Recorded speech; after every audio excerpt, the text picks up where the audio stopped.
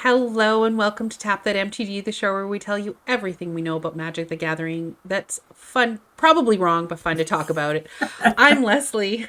And I'm Shauna. Today we are going to bring you another pre-con deep dive. In this video, we're going to break down all the cards in this deck, talk to you about what this deck is meant to do, maybe how to play it wisely, and if you wait till the end, we will offer some suggestions for tweaking this deck to make it even better. Shauna is going to tell us about the deck's commander and possible other commander and what it's meant to do. All right. Thank you. So this is the Deep Clue C Commander deck.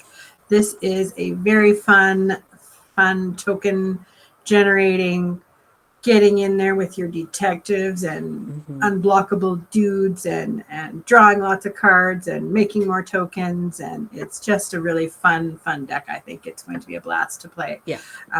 Especially if you like to draw cards.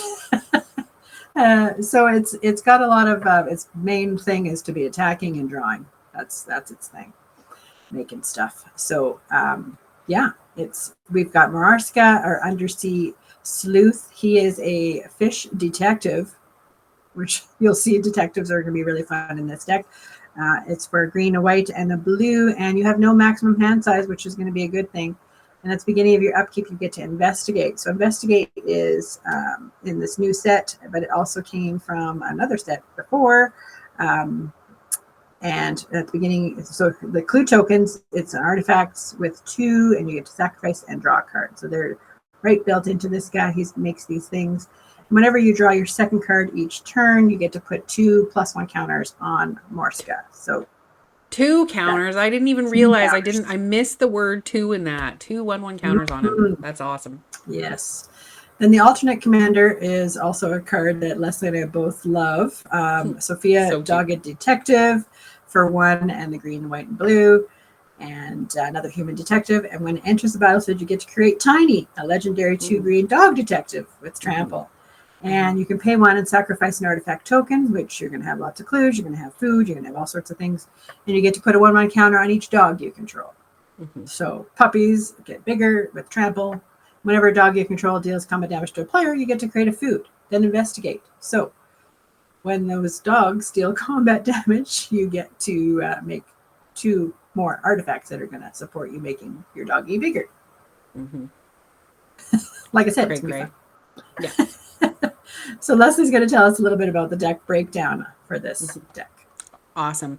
So our mana curve is kind of straight across. We do still have more in our 2 and 3 mana cost categories, but we have 2, 0 to 1, 16 at 2, 14 at 3, 13 at 4, and 7 at 5, 11 at 6 plus. So not a great mana curve, but still decent, I think. Color breakdown, we have 12 multicolor cards, 14 colorless, 10 white, 18 blue, and 9 green. So we're definitely more in blue than any of the other colors, which great for blue players. Card draw is where it mostly comes in, exactly. And then we have 37 lands in this deck. As far as card types, we do have 32 creatures, so it is a very creature heavy deck. Not as creature heavy as some of the others that we've seen, but it is creature heavy. We have 8 instant sorceries, 10 enchantments, and 12 artifacts. So what about how we're breaking this down and explaining it? So we use a little formula that Wizard seems to use as well. It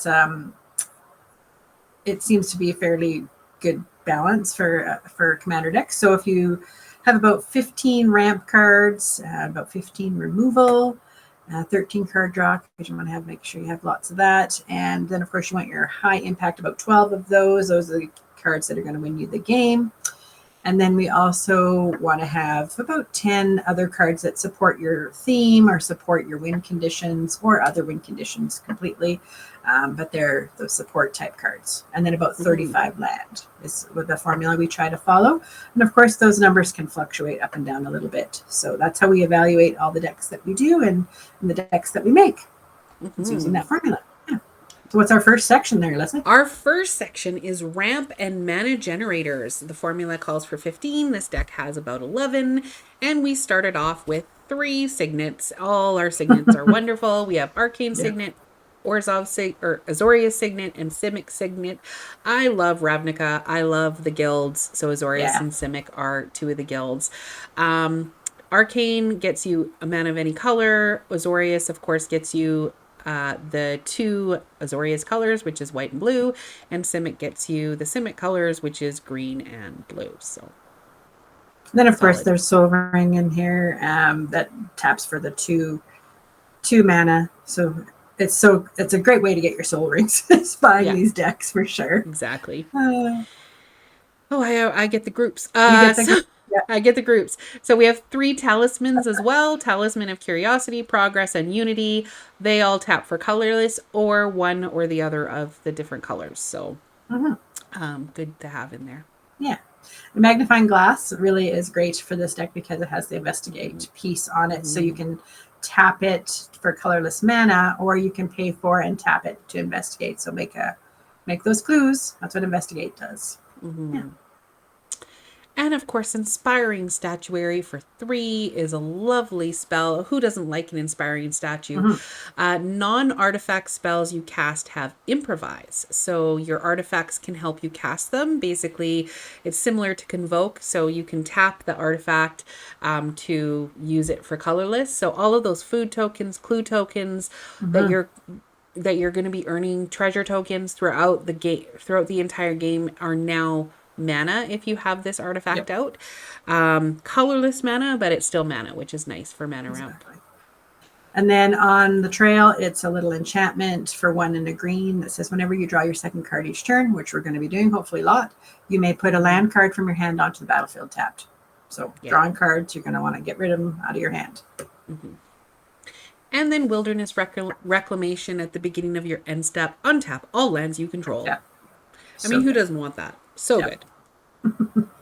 Then we're into our card draw and tutors section. So the formula calls for 13. The deck has about 12, so pretty on par there.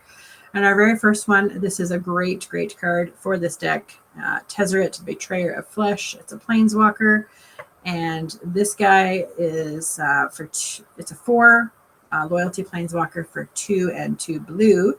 And he always has the first activated ability of an artifact you activate each turn costs 2 less to activate. So clues cost 2 to do their little thing. So basically it makes clues free to do. Crazy. So yeah. That's awesome. Yeah. And his +1 is draw 2 cards, and you discard 2 cards unless you discard an artifact card. You can do -2, and a target artifact becomes an artifact creature. If it isn't a vehicle, it has base power and toughness 4/4. So those little clues can become creatures if you want. -6, you get an emblem with whenever an artifact you control becomes tapped, you draw a card. That's a good emblem to have. Especially if you like are tapping them for mana with that For other mana, card and tap right? it for mana and then you get to draw a card for it as well. So potentially like lots. Yeah. Crazy. So, Shauna, you must not like this card because there's a bat in it. But Benny Brack's Zoologist for 4. I don't know if you noticed that, but I did now not. you Thanks for do. pointing it out. Is a 3/2 with Convoke. So, what Oh, Convoke God. means is that you can use your creatures to cast this spell, and your creatures that are white could you be used for the white mana cost as well. So once it's out at the beginning of each end step, if you created a token this turn, you get to draw a card. And there's a good chance you're going to be creating a token every turn. There's ways. We have Tulane, Teller of Tales. This is a really great card, a 2/4 for 2 green, white, and blue. It is amazing. It has vigilance. Whenever you cast a creature spell, you get to draw a card. Then you may put a land card from your hand onto the battlefield, helping you keep that hand in check. And you can So pay good. 3 and tap it and return a creature you control to its owner's hand. So, yeah.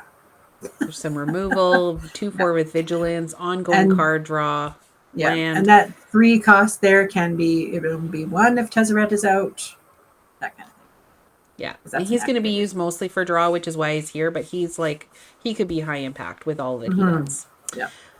Hydroid Crisis for a green, a blue, and X. Whenever you cast the spell, you gain half X life. So let's say you chose X to be 5. No, we'll go 6 because it's even. You Yeah. chose X to be 6. Half of that is 3. So you gain 3 life. Rounded down. It has flying, it has trample, and it enters the battlefield with X 1/1 counters on it. So it will get 6 counters, and you gain 3 life when it comes in the battlefield. And draw 3 cards. And draw 3 cards. Yeah. Innocuous Researcher. It's a 3/4 for 4. Has Parlay. So whenever it attacks, each player reveals the top card of their library. For each non-land card revealed this way, you get to investigate. Then each player gets to draw a card. So this is just a little politics card like Leslie likes to have. I do. And at the beginning of your end step, you may untap all lands you control. If you do, you can't cast spells until your next turn. Well, it would be fun to make a parlay deck. Just like look for all the things that have parlay and be like, let's parlay. This next one also has parlay. Selvala, Explorer of the Return. So parlay is different on every card, and it basically is whatever it says on the card. So you just have to read the card to know what it does. But it's 3 for a 2/4. Its parlay is that you tap it and each player reveals the top card of their library, and for each non-land card revealed that way, you gain mana and green mana and gain 1 life, and then each player gets to draw a card. So you're getting a double benefit, but they also get to draw that card, so they got something out of it. They're okay with it. Hopefully. Yes. Here we have Shimmer Dragon. It's a 5/6 for 6, a big blue dragon. And as long as you control 4 or more artifacts, he has hexproof. So you got all those foods, all those clues. He's going to be hexproof. And you can tap 2 untapped artifacts you control to draw a card. Yeah. Handy dandy. And Thought Monitor, affinity for artifacts. Again, you can use your artifacts to cast it. Flying, and when Thought Monitor enters the battlefield, you draw 2 cards. Nice. Finale of Revelation. This is an X and 2 blue sorcery where you get to draw X cards. If X is 10 or more, instead you shuffle your graveyard into your library, draw X cards, untap up to 5 lands, and you have no maximum hand size for the rest of the game. To exile this card, because you can't do that again, because that's a little bit overpowered. Yeah. Idol of Oblivion for 2, draw a card, activate only if you created a token this turn, which is pretty much almost every turn, hopefully. And then you can pay 8 and tap it, sacrifice it to create a 10/10 Eldrazi creature token. So, I mean, why not? Oh, gosh. And Ransom Note. This is a really fun little clue that when it enters the battlefield, you surveil 1. So surveil is you get to look at that top card of your library, decide whether you want to keep it there or put it in the graveyard. You can pay 2 and sacrifice the Ransom Note and choose 1. You can cloak the top card of your library. So cloak is where you put that card onto the battlefield, and it becomes a 2/2 with ward 2.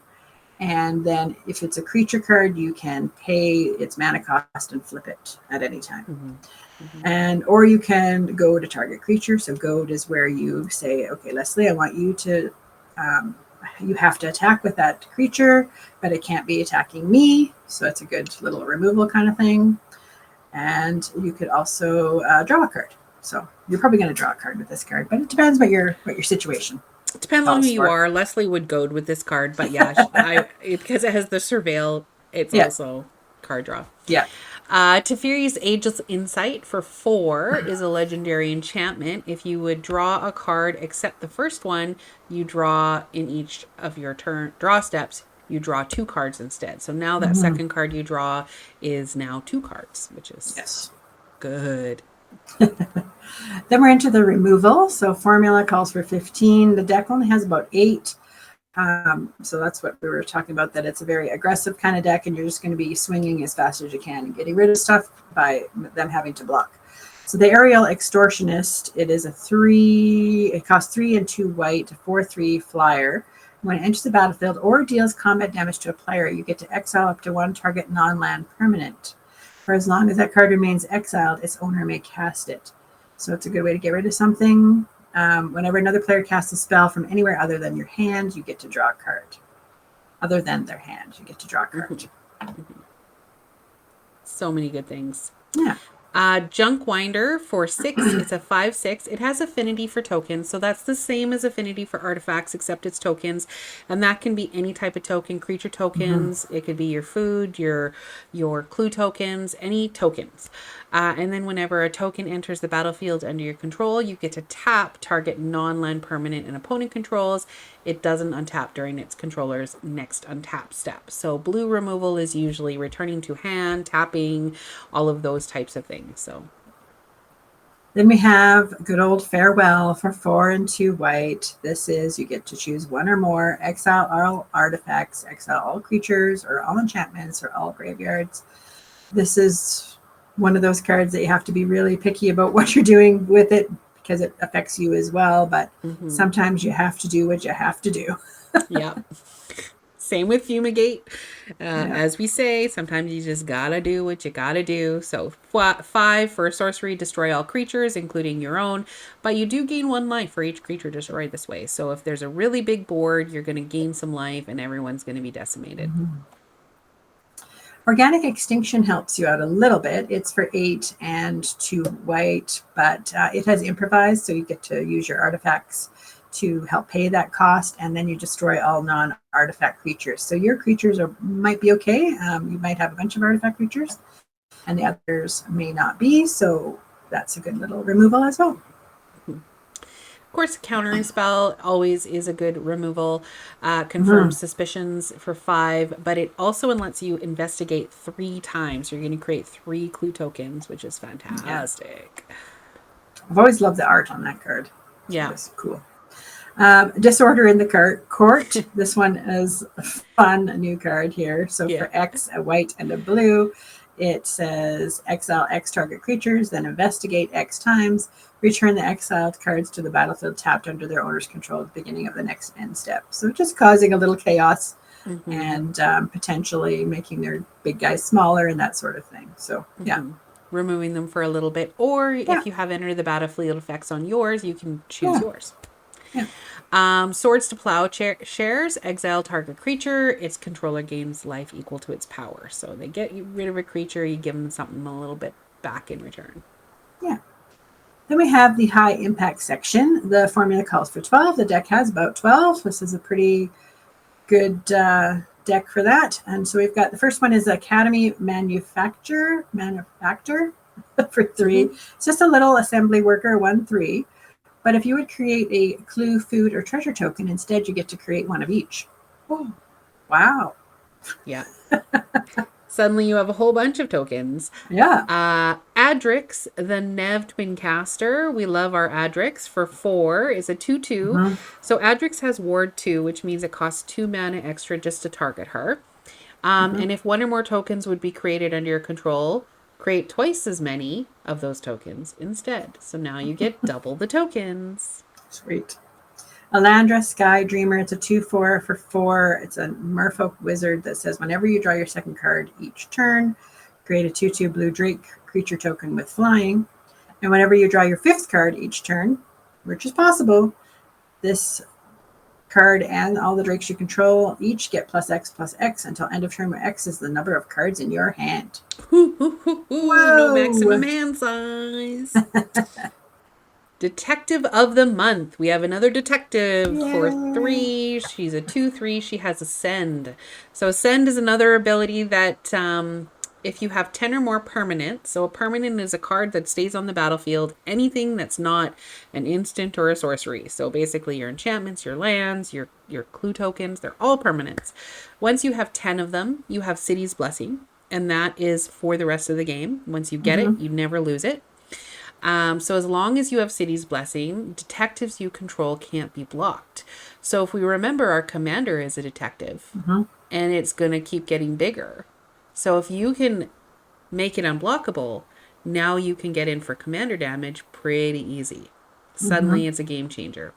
Yep. Also, when you draw your second card each turn, you get to create a 2/2 white and blue detective creature token. So again, you're just going to keep going wide, and these are detectives that are unblockable. So you're going to just keep getting more detectives that are unblockable.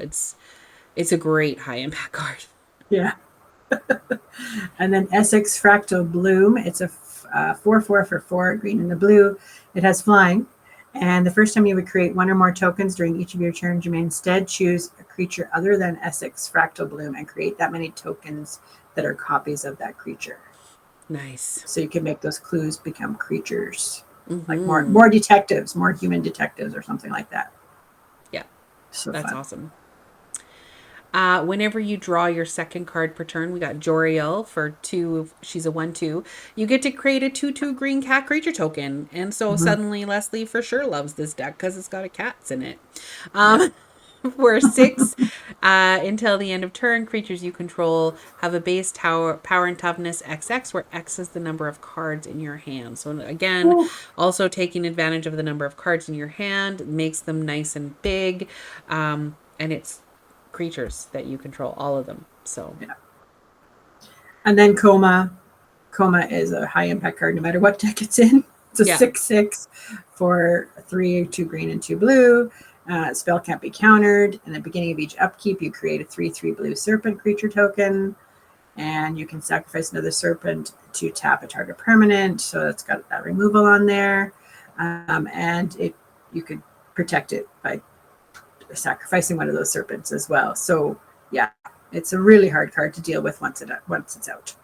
yeah. Because like every upkeep you just Yeah, get a serpent. So potentially 4. Like you got to deal with it right away yeah, or else. Yeah. yeah. Sophia, Dogged Detective. We talked about her already, but just quickly, she uh, enters and creates a legendary 2/2 green detective creature token, a dog detective creature token with Mm-hmm. trample. You could sacrifice an artifact token to put a 1/1 counter on each dog you control. And then whenever a dog you control deals combat damage to a player, you get to create a food token and investigate. So, And then we have Tangle Trove Kelp. It's a 6/6 for 5 and 2 blue. So it's a clue plant, which is interesting. Has ward 2, so again, hard to get rid of. Beginning of each combat, though, other clues you control become 6/6 plant creatures in addition to oh, their other types until end of Jesus. turn. So yeah, you've got lots of clues, and now you suddenly have lots Yeah. of plants. You're You definitely can not going to sacrifice this to draw a no, card. you can pay 2 to sacrifice a draw card, but yeah, that's if you're really Don't do desperate. that Don't. unless you're desperate. Yeah. Tireless Tracker for 3 is a 3/2. It's got landfall. Whenever a land enters the battlefield under your control, you get to investigate. So now you're just going to continue to get clues. And whenever you sacrifice a clue, you get to put a 1/1 counter on Tireless Tracker, which you could do at instant speed when you're Mm-hmm. attacking to just be like, I'm going to use all this mana, pump, sacrifice 10 clues, and now it gets a 1/1 counter for each of Yeah, those. So, he's pretty good. Knowledge is power. This one is an enchantment that's for 3, a white and a blue, and creatures you control get +X, where X is the number of cards you've drawn this turn. So, yeah, and that's an yeah. enchantment. It's out all the time. Yeah. So And good. this next one is an alternative win con that you should be Yes. aware of. Mechanized Production for 4 is an enchantment. Enchant artifact you control. And then at the beginning of your upkeep, you create a token that's a copy of enchanted artifact. Then, if you have 8 or more artifacts of the same name, then you win the game. So you're probably going to want to enchant a clue token, which is great because it's hard to get rid of the clue token. So they have to have destroy target artifact. So you're just going to keep creating artifact or clue tokens, which you can create in all other, and you Mm-hmm. just have to wait until you get to your next turn. And I mean, if you wait until you already have 8 clue tokens or Mm-hmm. 9 or 10 or whatever before you do that, then you're just Yeah, waiting. Unless they just to have win. enchantment removal, you've won the game. So that's just like you win because you have all these clue tokens. Yeah, So that's a good way to use that card. yeah. Just wait until you have that. Yeah, it's crazy. Mm-hmm. Okay, and then we have other cards on theme or other win conditions, stuff that supports this. So again, we want these token generating kinds of cards. investigating cards, that sort of thing. So we've got Erdwall Eliminator is our first one, a 1/3 for 2. It's a flyer, and whenever you investigate for the first time each turn, you get to investigate a second time. So there you go. You're making two clue tokens just with this card. Mm-hmm. And Ethereal Investigator for 4 is a 2/3 with flying. When it enters the battlefield, you investigate X times, where X is the number of opponents you have. So early on in the game, depending on how many you like to play commander with, you could potentially get 3. Whenever you draw your second card each turn, you create a 1/1 white spirit creature token with flying. So. Nice. Graph Mole is a 2/4. Whenever you sacrifice a clue, you gain 3 life. Keep you in the game. That is not a cute. That is not That's a cute not mole. a cute mole. No. Hornet Queen for 4, 5, 6, 7 is a 2/2. Flying Death Touch. When it enters the battlefield, you do get to create 4 1/1 green insect creature tokens with flying and Death Touch, so that can slow them down, give you some stuff to block with that they could potentially die from. Plus, they're flying, so you can even block their flyers. So it's a nice little support card there. We've got Kappa Cannoneer for 4, or sorry, it's a 4/4 for 5 in a blue. It has improvise, so again, you use artifacts to cast this card. It has ward 4, hard to get rid of. Whenever an artifact enters the battlefield under your control, you put a counter on it, and it can't be blocked. Suddenly becomes a bit of a problem for them. Unblockable. You want some unblockables. Yep. Lonus Cryptozoologist for 2 is a 1/2. Whenever another non-token creature enters the battlefield under your control, investigate. So that's just your ones that you cast. You do have lots. You have 32, remember? And then you can tap and sacrifice X clue tokens, and target opponent reveals the top X cards of their library. You can put 1 non-land permanent card with a mana value of X or less from among them onto the battlefield under your control. So you're just going to steal something from them, and then that player puts the rest on the bottom of their library in random order. So now they also don't get to you steal their best thing, and all of the rest of it goes to the bottom of their library. Nasty. This Merchant of Truth, it is a 2/5 flyer for 2 and 2 white. Whenever a non-token creature you control dies, you get to investigate. So as your creatures die, you're making clues. And clues you control have Exalted. So Exalted is whenever a creature you control attacks alone, that creature gets +1/+1 until end of turn for each instance of an Exalted permanent you have. So you can make this flyer much bigger when she's attacking by herself. And she's a detective, so she could be unblockable if you've got that detective unblockable thing going on. So the Exalted is always hard to understand when you're doing it. And clues, you're like, well, why would I want my clues to be exalted? They're not creatures. But remember, there's lots of ways to make your clues into creatures. And so then they're going to get bigger. Whenever a creature... No, you're using the exalted things. Yeah. They're not creatures that are going to die. You've got stuff out there that can be exalted. Yeah. Yeah, exactly. Nadir Kraken, whenever you draw a card, you may pay 1. If you do, put a 1/1 counter on this and create a tentacle token. So keep that mana aside if you need it, so that you can create tentacles while you're drawing cards, and then you have like some nice even little blockers to keep you safe. Yeah. Psychosis Crawler. This is a 5-cost Phyrexian horror creature that is its power and toughness is each equal to the number of cards in your hand.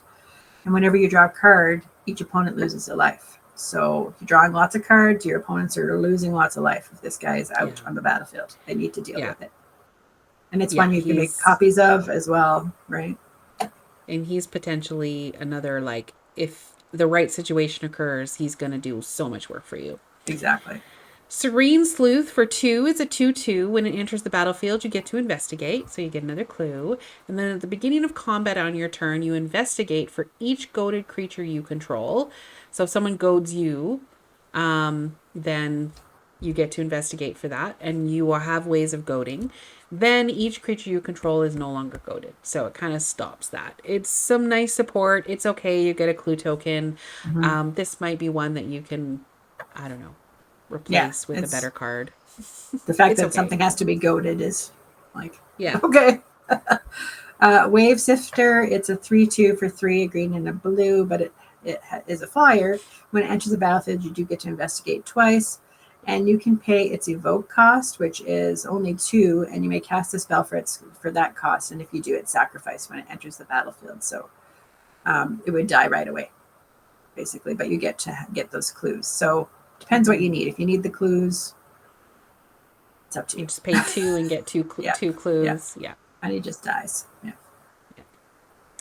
Whirler Rogue for 4. Whenever it enters the battlefield, you get to create 2 colorless Thopter artifact creature tokens with flying. And then you can tap 2 untapped artifacts you control, and target creature can't be blocked this turn. So, any artifacts that you control, your clue tokens, you can use to make things unblockable.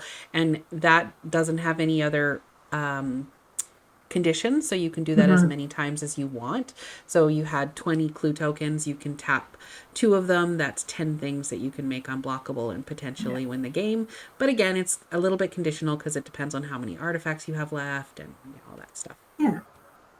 This card is a sorcery, Follow the Bodies. It's for 2 and a blue. It has this thing called Grave Storm. So when you cast the spell, you get to copy it for each permanent put into the graveyard from battlefield this turn. So this is one that you're going to want to put or play on your second main phase, likely.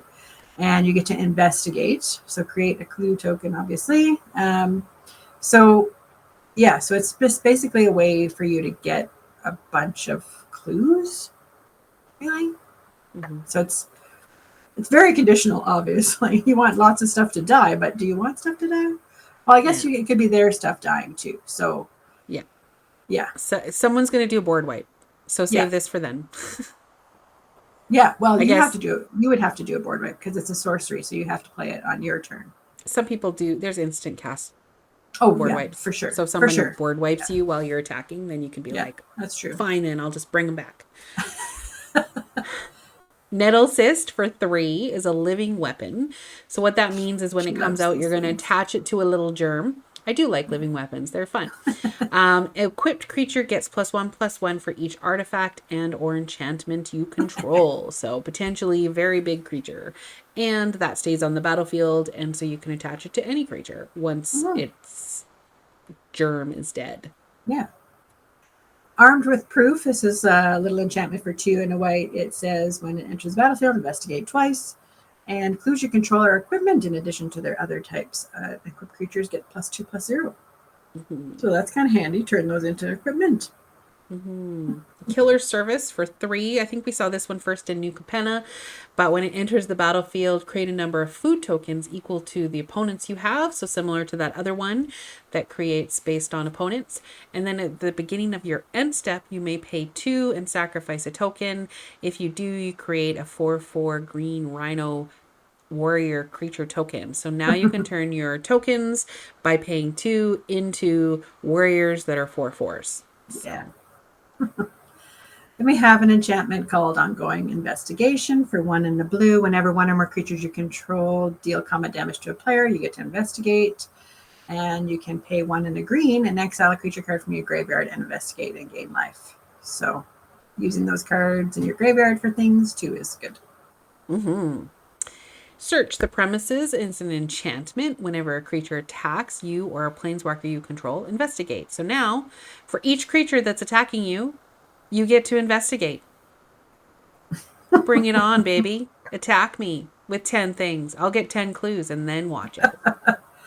Then I'll play that aura. Yeah.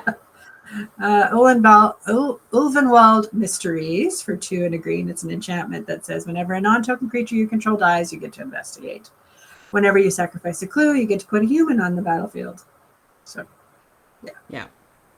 it's good. Whew, lots of cards in that section, but we are to the end Yeah. of our support section. Land, there are 37 in this deck, and our formula calls for 34, 35. So again, you can use the land section. Usually Wizards puts a little bit of extra land in there so that you can tweak with it and put your own cards in there, which of course brings us to The tweak section. So we have a few Yes. cards that we thought would be good for this deck.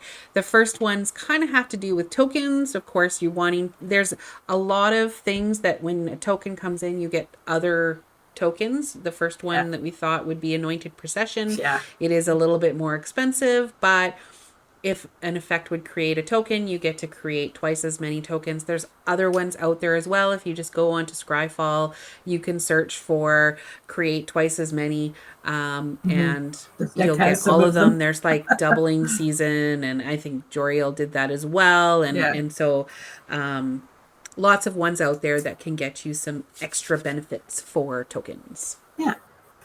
And then we love this little guy, Print Lifter Ooze. He would be really good.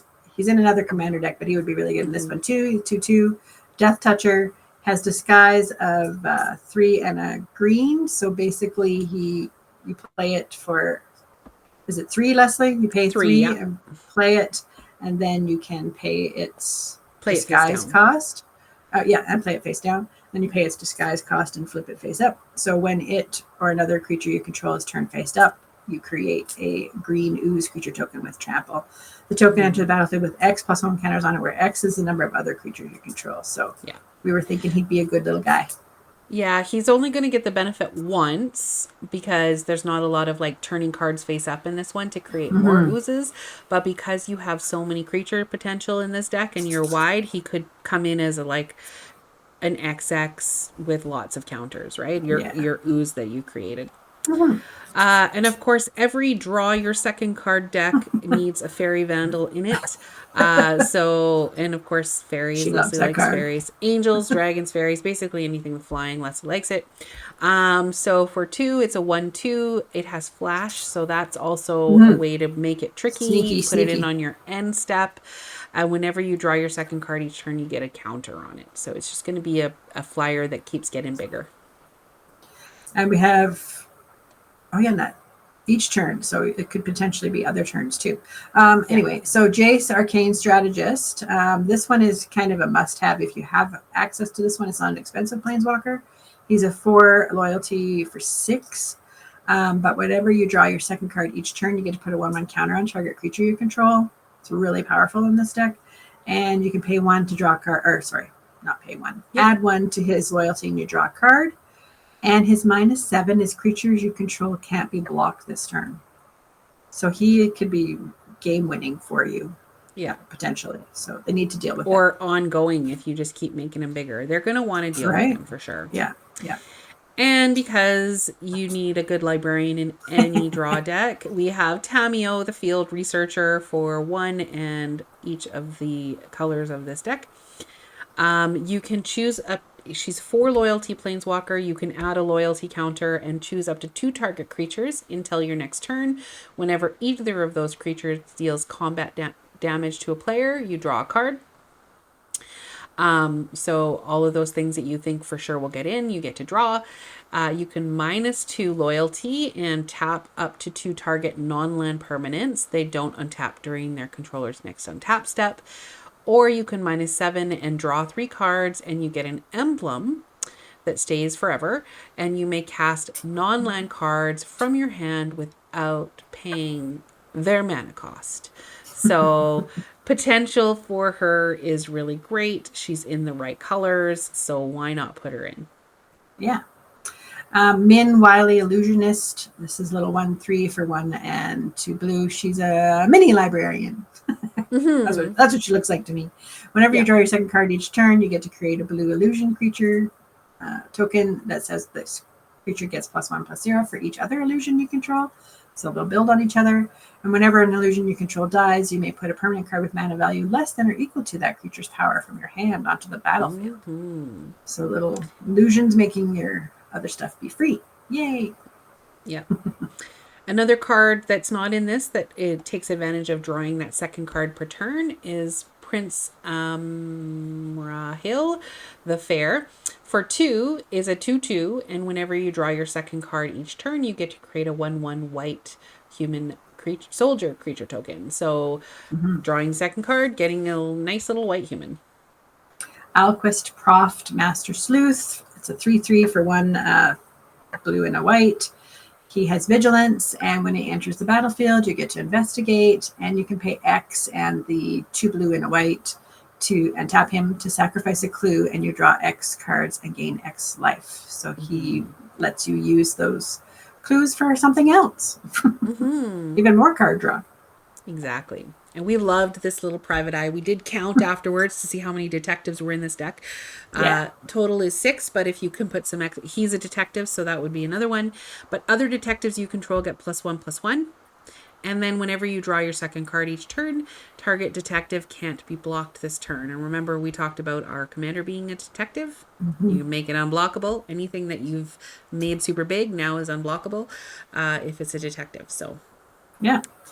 Thopter mechanic, it's a 2/1. Whenever you draw your second card each turn, you make a Thopter, and when he dies, you create you create a 1/1 colorless Thopter artifact creature token with flying. So yeah. yeah. And we also needed some removal. This is not a very removal heavy deck. And so we found Perplexing Test for 5. And we thought because you're going to be wanting to build your deck and you have all these tokens on the battlefield, you don't necessarily want something that is a word wipe. So you want to target your opponent's creatures, not yours. And you have a bunch of token creatures, and so this one, choose one. You can return all creatures to their owner's hands, or you can return all non-token creatures to their owner's hand.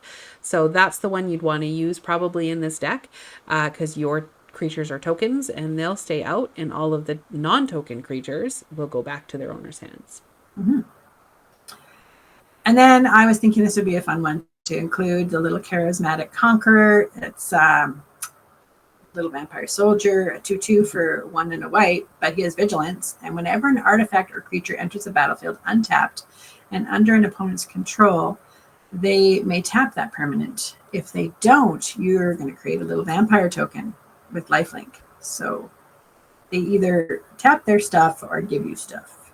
And good. Shauna has to put a vampire in every deck, just like I have to put a cat in every deck. Cone of Cold for 4 is a sorcery. This one takes advantage. This is from the D&D set. So you get to roll a d20. Just a reminder that a turn down counter is not a d20. D20s are random. Anyways, you roll a d20, and then whatever you roll, that thing happens. So you can tap all creatures your opponents control. You tap all creatures your opponents control, and those creatures don't untap during their controller's next untap step. If you roll a 20, you tap all creatures your opponents control. Those creatures don't untap during their controller's next untap step. Until your next turn, creatures your opponents control enter the battlefield tap. So depending on what you roll, it just keeps getting better and better. Fun. And Lost in the Maze, this looks really fun. For X and 2 blue, it has flash, so you can play it on the opponent's turn. When it enters the battlefield, you get to tap X target creatures, put a stun counter on each of those creatures you don't control. So that stun counter makes them stay tapped for the next turn, and tap creatures you control have hexproof. So it helps you protect your stuff, tap down all their stuff, and then you can get in and kill them the next turn. Yay. Keeper of the Lens we put in here just as a maybe because it allows you to look at face down creatures that you don't control. To start with, there's going to be a lot of people that maybe have the same Karlov Manor decks that have like Manifest and Morphs and all that kind of stuff. So being able to look at their face down cards will be good. 6 minutes down the road when you're playing this against people that don't have any face down cards, that card is probably not going to be any good for you, but it might be worth putting in right away. And Thought Vessel, it is a little 2 mana cost artifact that says you have no maximum hand size. You're going to want that because you're going to draw lots of cards, and it can tap for mana as well.